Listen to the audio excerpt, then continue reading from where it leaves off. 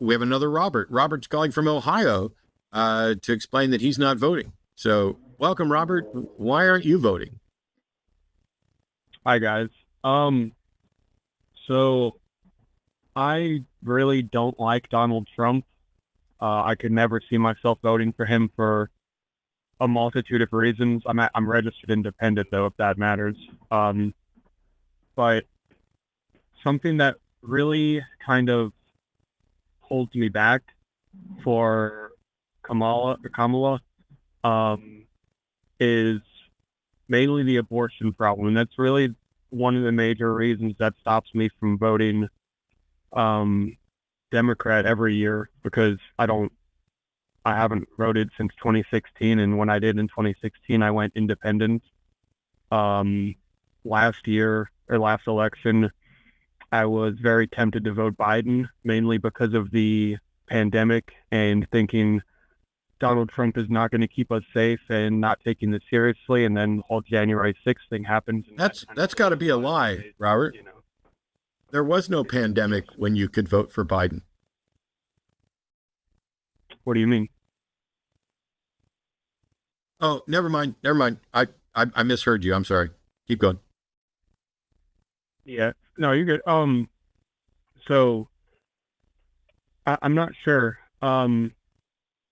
Basically, so that's my point is I really don't like Trump. I think that Kamala is very well equipped. She's very qualified for the role of president. I think she'd do a whole hell of a lot better than Donald Trump would, and I really don't want to see him back in office.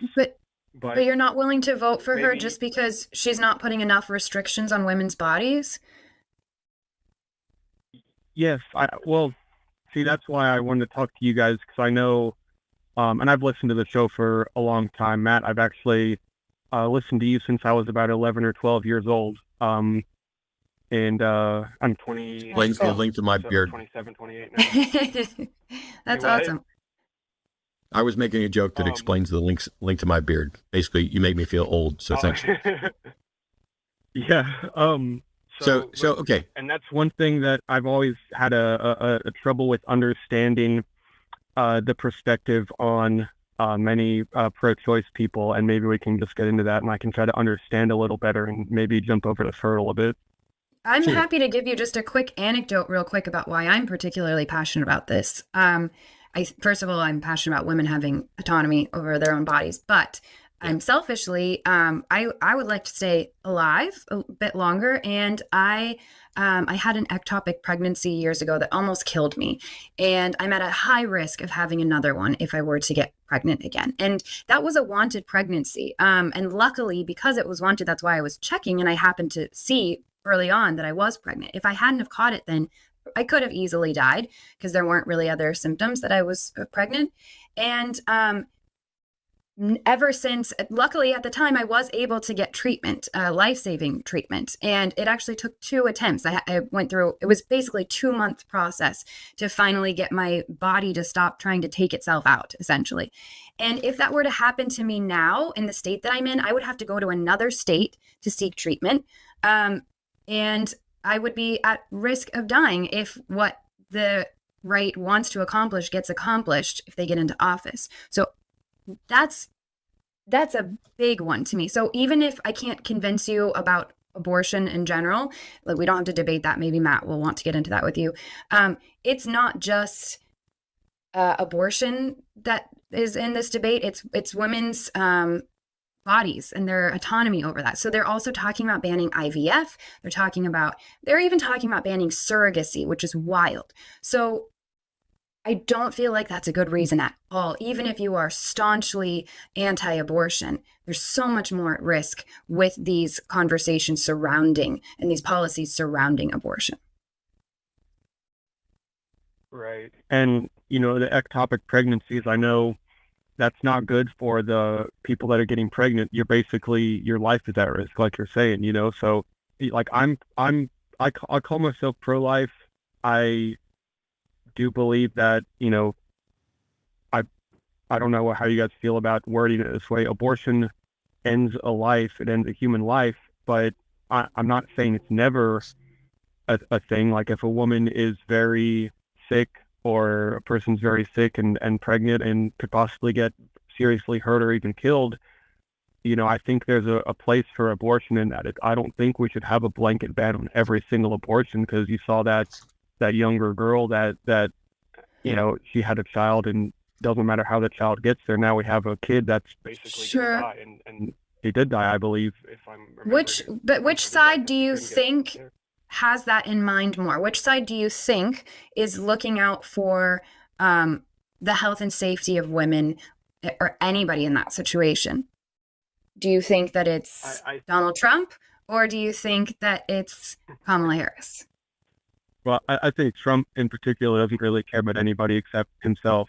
But yes, on the right side, like the conservative side, and this is something that disillusioned me from a lot of conservative politics. In 2016, I think I mentioned I voted then. I voted for Evan McMullen, third party.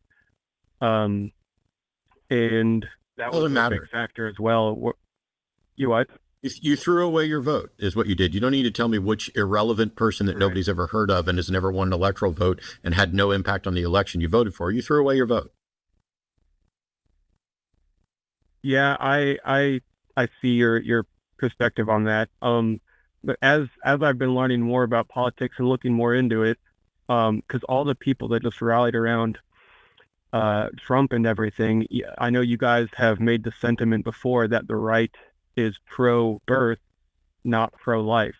And I definitely see a lot of that, because I don't even think they're pro-birth, honestly, because the healthcare system, they are not interested at all in helping decrease, mortality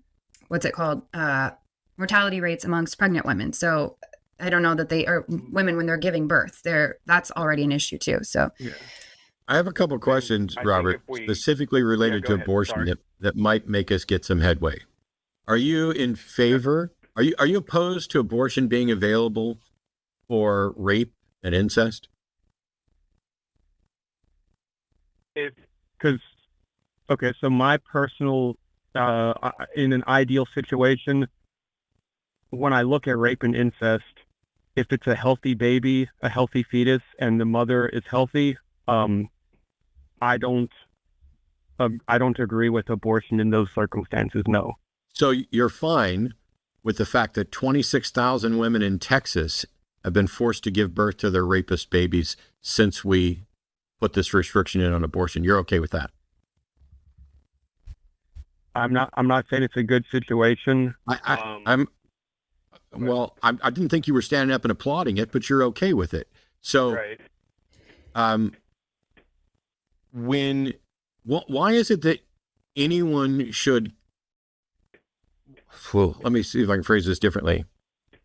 Why don't you want people who can become pregnant to have bodily autonomy and decide that they no longer want to be pregnant? What gives you the right to force someone to be pregnant against their will?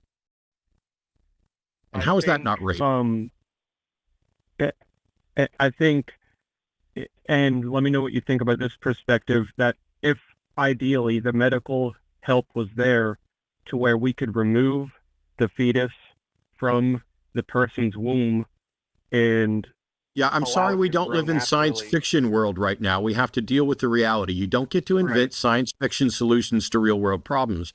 My question was, why aren't you willing to let women have bodily autonomy and decide? Why is it you think you and other people can force people to be pregnant when they don't want to be? Well, that's, like I said, this is where I believe the situation is a problem. And like you said, we don't live in science fiction fantasy world, and I wish we would, because it would be a lot easier. Yeah, it'd be a lot easier getting people who can't be pregnant to stop thinking they get to control whether or not somebody else should be forced to be pregnant if we lived in sci-fi land. But I live in reality. So why do you think you should have the right to force someone to remain pregnant against their will? Why does your view trump their view? A major reason why I find myself against abortion, thinking it's, not good in a lot of circumstances, because it does end the life of a potential human child, and It actually doesn't. Abortion's the termination of a non-viable pregnancy, but yes, you can frame it like that. But the question that I asked is, why should you or anyone else have the right to force someone else to be pregnant against their will? I mean, that depends on how much you value autonomy in that sense, because we do make laws based on restricting people's actions. And when you say it's a non-viable pregnancy, that's well. Let me see if you agree with this. What I'm No, saying. let's answer my question. I don't need to go through and explain anything about abortion. My question is, why do you think you should have the right to force someone to remain pregnant against their will? It's a straightforward question. Why do you get to force someone to remain pregnant instead of minding your own fucking business? Like I said, it does end the life of a human child. Why should you get to decide if somebody is forced to remain pregnant? It doesn't matter if it ends a life. Why should you get to decide that someone else should remain pregnant? I'm not sure if we're going to come to an agreement on that. I'm not sure if we're ever going to answer the question that I've asked because you just keep avoiding it. What's the justification for you declaring that somebody else has to remain pregnant if they don't want to be? Because as it stands, the only way we can solve that situation typically results in the death of the other person involved. Okay, so Robert, I have a question. If Matt had some condition where the only way he could possibly stay alive is if I happen to be some perfect match, if I'm permanently attached to him with some kind of something to donate my blood to him at all times, should I be legally forced to do that? Because Matt's going to die if he gets unplugged from whatever I'm donating. Well, now I'm confused. Okay, this is, and I'm not trying to be disrespectful, but there's like two different conversations, because if we're going to talk about hypotheticals, there's the hypothetical of what if we lived in a perfect world where we could remove the fetus. I'm talking about right now with this hypothetical that I presented to you. If they hook her up to me to serve as a living blood transfusion, this isn't science fiction. This fucking happens. If you want, we could say if the only way he's going to survive in the next 24 hours is if I donate a kidney. Should I be legally forced to do that?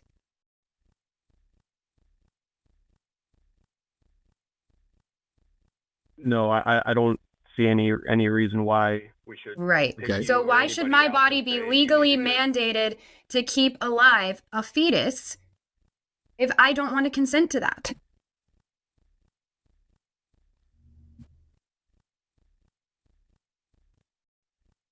Well,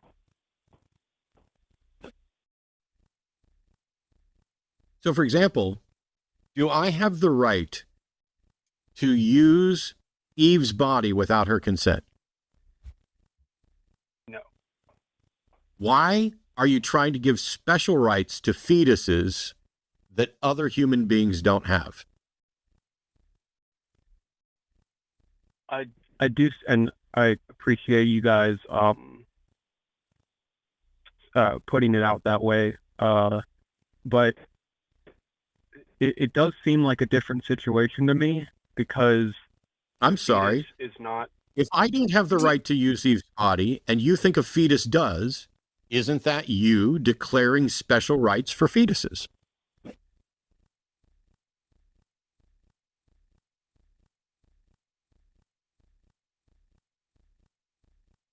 I will have to think on that, because my initial thought is that, well, the fetus, it didn't ask to be using that. It doesn't matter. Body. I'm not asking. Matt didn't ask to lose a kidney. Robert, this is so frustrating, because it's like you've never spent any time thinking about this or at all. Because here's the thing. What I asked was, why are you giving special rights to fetus? And you're like, oh, I'm going to have to think about this. And then you start giving potential reasons. There are potential reasons why you might consider hey, maybe we should grant special rights to fetus. I asked why you were willing to grant special rights to fetus, because I'm not. I don't grant special rights to fetuses.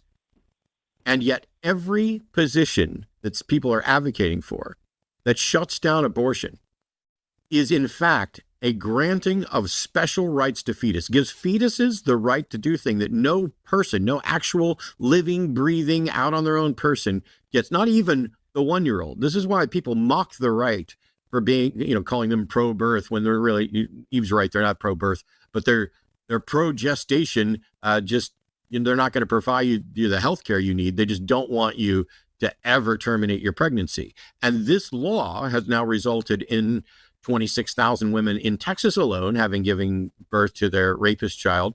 And the number of women in Texas alone who died while pregnant increased by 56%.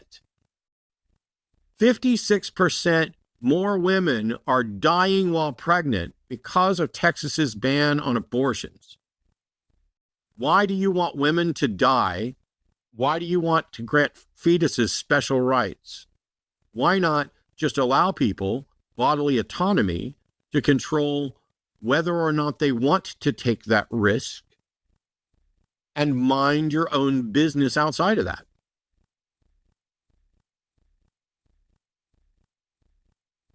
Yeah. Robert, I think you're there are so people close dying to I think you're so close to getting what we're saying, and I hope that you really will go back and maybe even listen to this call. If you've been listening to the show as long as you say you have, I'd imagine you've probably already changed your mind throughout the course of some years on a lot of things. And I would ask that you please go listen to this and consider, if you're not voting, reconsider that and think about the situation that you're putting me in, which is to potentially have somebody legally require me to donate my body to another not even living being yet. And consider if that's a really good reason to not vote. If I could say two things real quick. Sure. So there are people that are dying, and that's not good. Would you guys say Congrats. that? I don't want to put words in your mouth. I'm sorry? I just said congrats on determining that dying isn't good. Well, yeah, I mean, it's like nobody. I don't like it. Like the whether Me neither. the abortion thing. Yeah, we agree on that. But sorry, I lost my train of thought a bit here. You were going to say two things. One was dying isn't good. What was the other one? But there are a lot of people that, would you say that a fully developed person has more right to life than the fetus that's in the person's body? Yes. I think that's where I might not be seeing that properly, I guess. Not only do I say that the person that's, well, I'm not granting special rights to fetuses. You are. Right. So we can say, if this is a human, it has a right to life, but it doesn't have a right to stay in this person's body without this person consenting to it. It does not have a right to live at someone else's expense. And that makes sense. That and that's why because I spoke to a few of my more skeptical friends online as well a couple years ago about this, and in that hypothetical scenario I brought up, maybe I can get your opinion on it. Do you think it would be better if, let's say, there's a person who's pregnant and for whatever reason they don't want to remain pregnant, we can remove that fetus without killing and destroying it? Because I don't like the idea of... We do it all the time. We do cesarean section. We do it all the time. Well, typically, if it's early on in the pregnancy, it can't survive outside of the person's body, So correct. That's why we're talking about the overwhelming majority of abortions are absolutely the termination of a pregnancy It's not abortion. Abortion is not a right to kill. It's not even necessarily a kill process. I agree. Though pragmatically, it does often destruct and result in the end of living material. Yes, that's a fact. But this is about whether or not that living material should get special rights over people. Over anybody else. And we can agree that if we could protect the fetus, we should definitely do that. But you're saying not. I don't necessarily agree with that. I don't necessarily agree with that. And I don't see how that's relevant. This notion that, if we could protect the fetus, we should do that. I don't necessarily agree with that. And I don't think it's relevant. Okay. So let's move on to the last thing I was going to say. I do think, because you say I haven't thought about this, and I'll say I am quite nervous calling. That's not because of you or anything. I just have a bit of anxiety. I called the Me too, believe it or not, show a few months back, and I they were very nice and everything, and I was a bit anxious there as well. It's just a talking thing.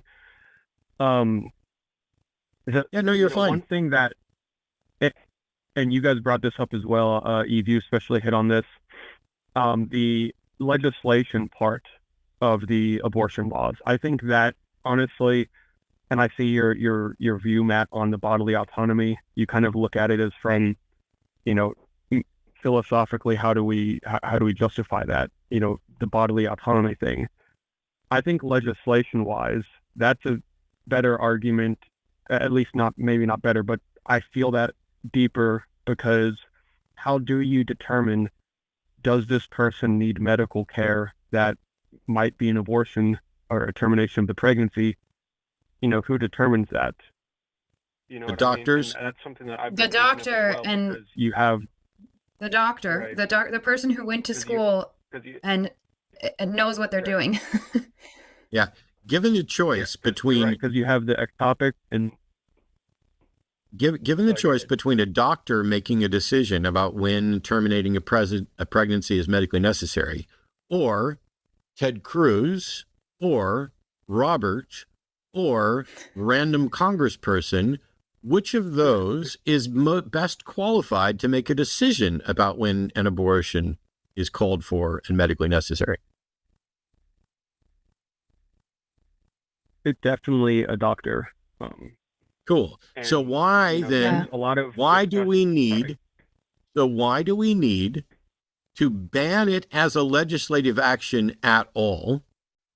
Instead, if we have Roe v. Wade, if we have those protections, we set specific limits on how and when it could happen, so that we don't have people overreaching, and then we leave it up to the doctors and the medical ethicists whose job it is to evaluate this stuff. Why are we engaging in more and more limitations on rights and freedoms imposed by Congress when it comes to medical stuff? Congress is trying to make sure that women and people who can't get people who can get pregnant don't get to control their bodies. Congress, and I don't mean this as in everybody in Congress, I mean the people who are trying to get people in Congress to do this, they are trying to eliminate gender affirming care.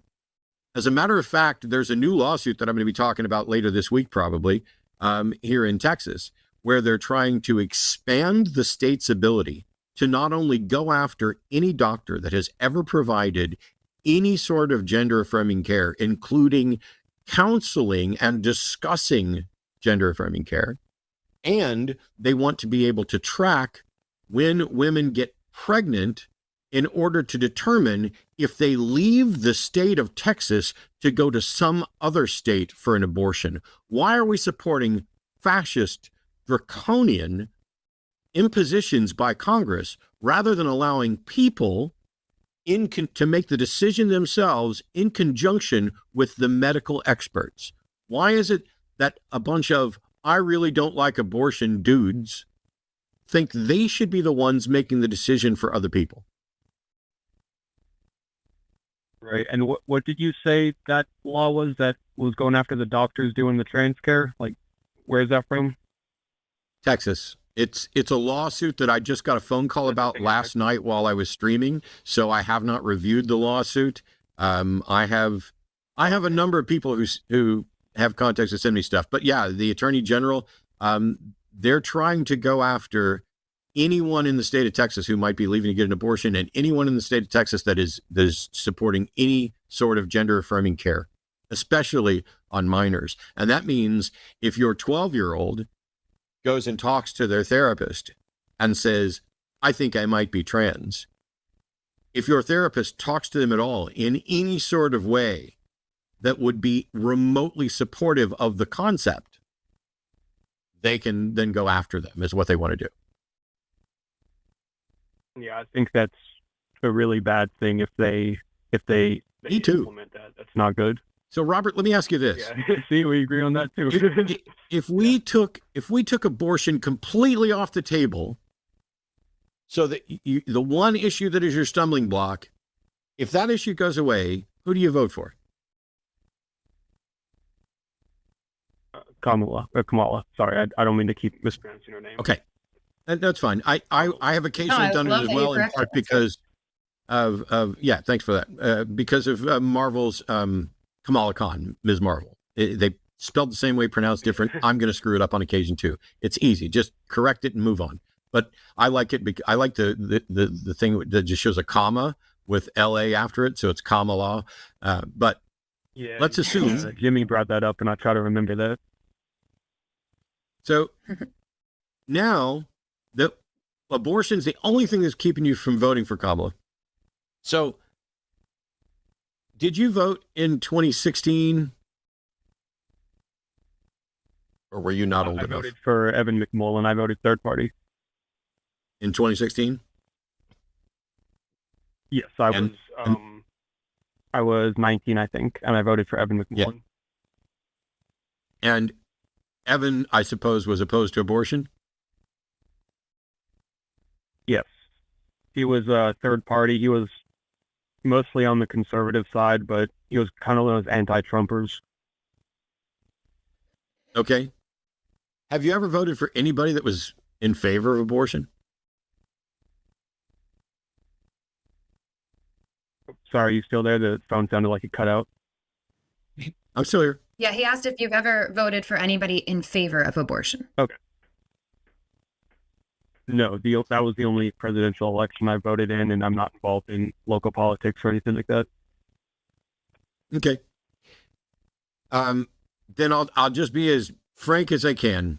If abortion is that big of a deal to you and it's that important, then the right candidate to support your values is Donald Trump. And if we can't convince you to support Kamala for the 95,000 other things that you probably favor a view on, then I'd rather have you not vote or vote third party.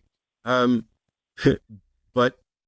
it's just wild to me that there are people who I get it. There's a glib line that comes from some people that are like, if you don't have an abortion, if you don't like abortion, don't have one.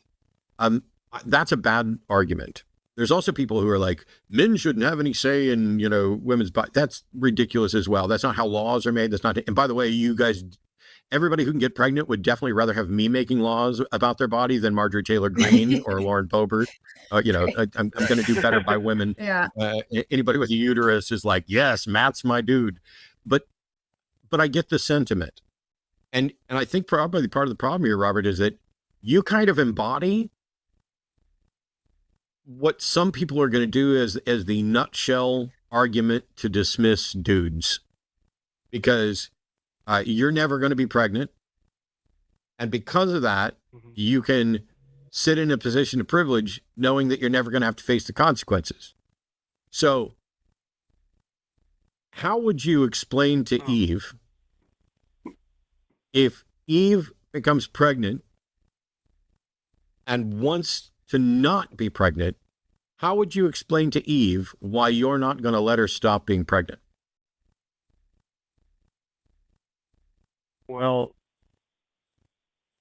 this is kind of what I was going with my second point before I got sidetracked, because I'm all over the place at times. The legislation part of this that you brought up and that I've been thinking about that made me call in the first place, because if I was just, no abortions whatsoever, that's easy. But that's also being a one issue voter, and I don't want to think of myself as that, even though Right. obviously that's what I'm doing right now. Like if somebody, and Matt, you brought up they're checking the women for pregnancy, they want to do that. If someone has an abortion, how do you legislate? Was that medically necessary? Was that not medically necessary? Like you said, that's the government kind of making those kind of decisions. And I don't know, that seems like I understand, because like I don't know if the call screener told you guys I'm a Christian. I actually have a lot of Christian friends, including a pastor friend of mine who's a very good friend, and all of them, the one thing that holds a lot of them back, and I'm assuming this is big for a lot of other people as well, is abortion. That's the thing that stops them from. I'm sorry, Robert. Eve, do you think that remotely addressed your concern about being pregnant and not being allowed to terminate it? Because I don't. No, and Robert, here's my question for you. That was my mistake. It's okay. I appreciate this conversation, and I appreciate that you're willing to kind of think through this position you've landed in. That I don't think you're going to continue. I think that you're already trying to think critically about this, and I really appreciate it. Here's my question for you, because it sounds like we agreed on a lot of points about not legislating women's bodies or anyone's body to that degree, and we know that Donald Trump is advocating to do that. Like the right is advocating to do that. They have this Project 2025 thing, and Kamala is not saying I'm going to mandate abortion. She's not going to say like now everyone that can needs to go get abortions. I would understand then if you're like, well, can't vote for her because of this one issue. She is actually just actively looking out for the autonomy of women. And I understand that you haven't figured out yet fully exactly where you line up on what you think the government should or shouldn't legislate with that. But wouldn't you rather err on the side of freedom for women to decide what happens with their body, for really just anybody though? Like, we don't want this to become a trend where the government is making these sorts of decisions that should be made by doctors. Right. And like I mentioned a little earlier, I kind of became disillusioned with a lot of the conservative politics and people in America, because that's kind of what they sell themselves as, is like, we're the small government, we're the freedom, and the Democrats are the fascist, evil people, crazy people, whatever. But then they're like, well, but they're projecting. As long as you're a Christian, as long as you're like, when you're American president, you got to be president for all the Americans. You know what I mean? And we got gay people, we got trans people, we got, like I said, people that might need abortion care. That's the one thing I'm working through. Yeah. So you want to make sure that you're making laws for all those people, that builds up all those people, not just the white dudes. You know what I mean? Like, and that's Robert, it sounds like you don't. Yeah, it sounds like you really don't want someone like Donald Trump in office. I think that's a really good reason for you to go vote. I really don't. Really do.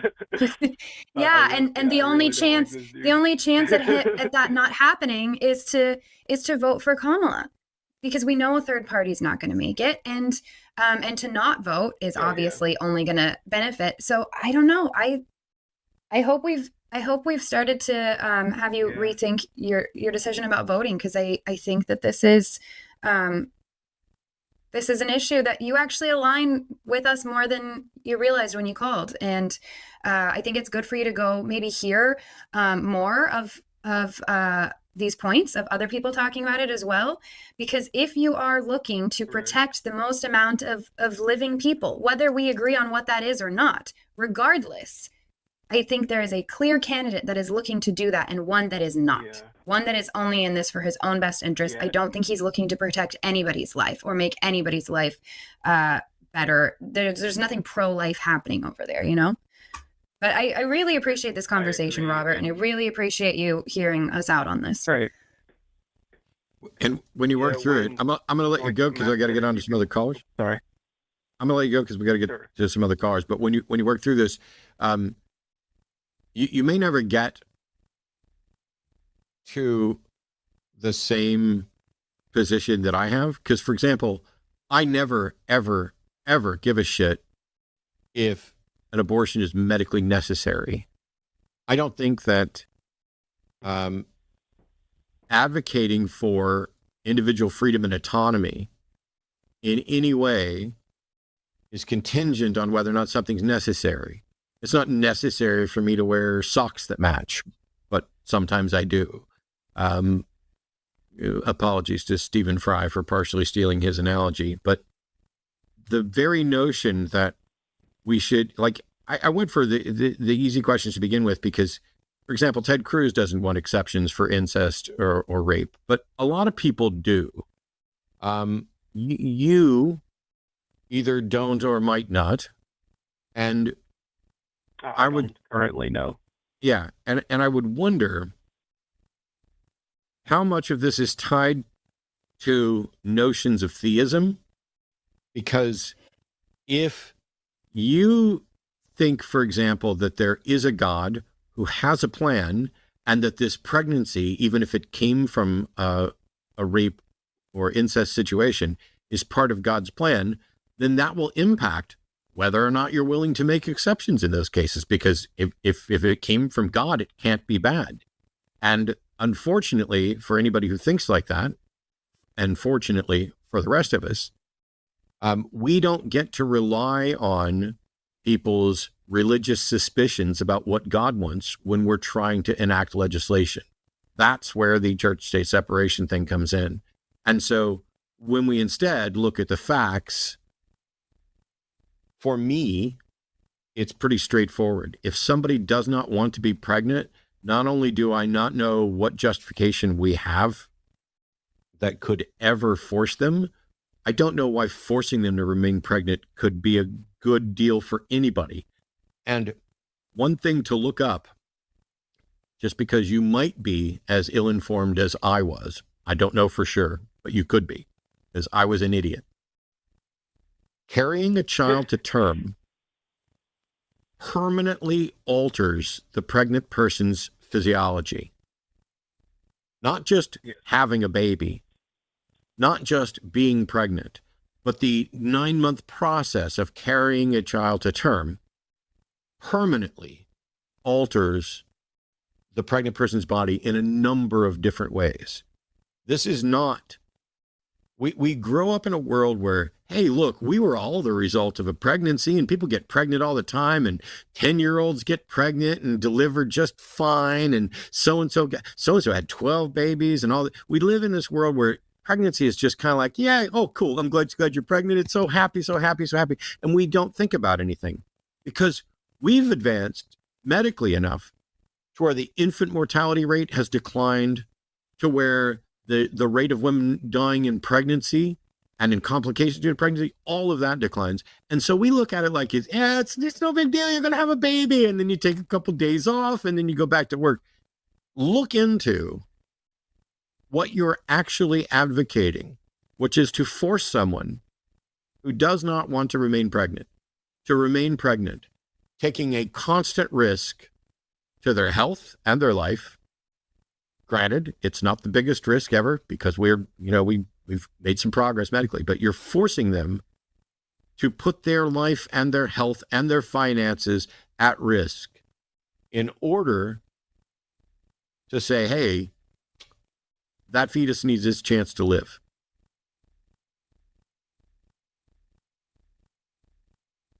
That's never enough for me. But yeah. Anyway, thanks a lot for calling, Robert. Appreciate it. Well, I appreciate you guys. Thank you, Robert. Yeah. No problem. It's good. Have a good night, guys. You too. You too. And if you're not going to vote for Harris, don't vote. Yeah, I It's really fun hope stuff. he'll reconsider. I feel like there was way more reasons for him to vote for Harris than to not vote. So, Hey there, Eric. Noting that anyone watching that clip makes atrociously poor life decisions, where should they send their protection money to prevent further damage? All protection money should be sent to patreon.com/calltheline, or else we will break your kneecaps. Okay, we can't say that. I think we can't no say threats? that. Okay, I'm sorry. Yeah. Hit like and subscribe.